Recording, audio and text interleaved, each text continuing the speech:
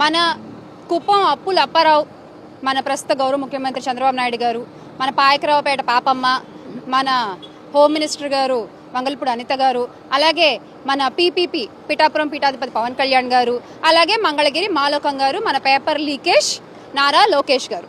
అసలు ఏంటో వీళ్ళ గురించి వీళ్ళు ఏమనుకుంటారో అర్థం కాదు. కానీ ఇందాక మేము ఆఫీస్లో కూర్చుని టీవీ చూస్తుంటే బ్రేకింగ్ న్యూస్లో చూసామన్నమాట. ఏంటి 200 మీటర్ల దూరంలో ఉన్నాము, అసలు సవాల్ విసురుతున్నాం వైఎస్ జగన్మోహన్ రెడ్డి గారికి.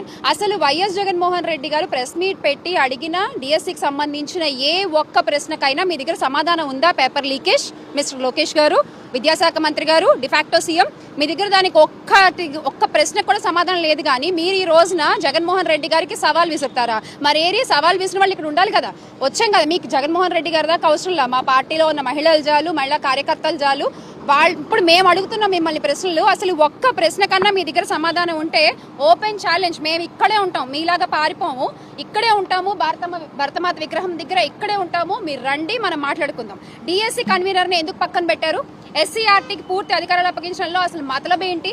కీలకమైన ప్రశ్న పత్రాల తయారీ ప్రక్రియ గురించి కూడా డౌట్లు ఉన్నాయి. అలాగే అవుట్ సోర్సింగ్ ఉద్యోగులకి ఎలా అప్పగిస్తారండి?